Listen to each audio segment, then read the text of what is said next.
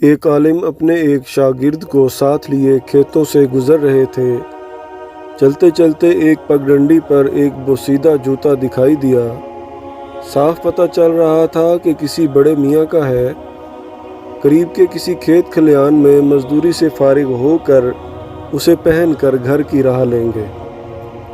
شاگرد نے جناب شیخ سے کہا، حضور کیسا رہے گا کہ تھوڑی دل لگی کا سامان کرتے ہیں، جوتا ادھر ادھر کر کے خود بھی چھپ جاتے ہیں، وہ بزرگوار آن کر جوتا مفقود پائیں گے تو ان کا رد عمل دلچسپی کا باعث ہوگا۔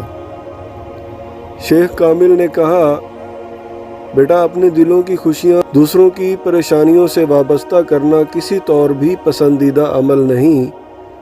بیٹا تم پر اپنے رب کے احسانات ہیں، ایسی کبھی حرکت سے لطف اندوز ہونے کی بجائے اپنے رب کی ایک نعمت سے تم اس وقت ایک اور طریقے سے خوشیاں اور سعادتیں سمیٹ سکتے ہو، اپنے لیے بھی اور اس بیچارے مزدور کے لیے بھی۔ ایسا کرو کہ جیب سے کچھ نقد سکے نکالو اور دونوں جوتوں میں رکھ دو، پھر ہم چھپ کر دیکھیں گے جو بھی ہوگا۔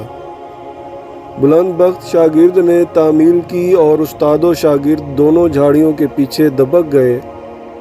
کام ختم ہوا، بڑے میاں نے آن کر جوتے میں پاؤں رکھا تو سکے جو پاؤں سے ٹکرائے تو ایک ہڑبڑاہٹ کے ساتھ جوتا اتارا تو وہ سکے اس میں سے باہر آ گئے۔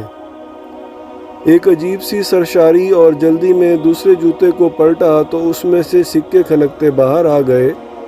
اب بڑے میاں آنکھوں کو ملتے ہیں، دائیں بائیں نظریں گھماتے ہیں، یقین ہو جاتا ہے کہ خواب نہیں تو آنکھیں تشکر کے آنسوؤں سے بھر جاتی ہیں۔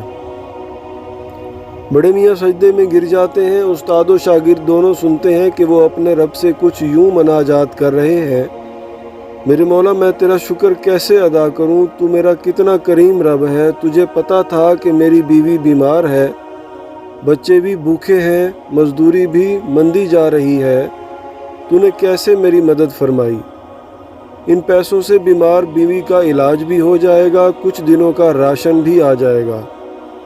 ادھر وہ اسی گریہ وزاری کے ساتھ اپنے رب سے محو مناجات تھے اور دوسری طرف استاد و شاگرد دونوں کے ملے جلے جذبات اور ان کی آنکھیں بھی آنسوؤں سے لبریز تھیں۔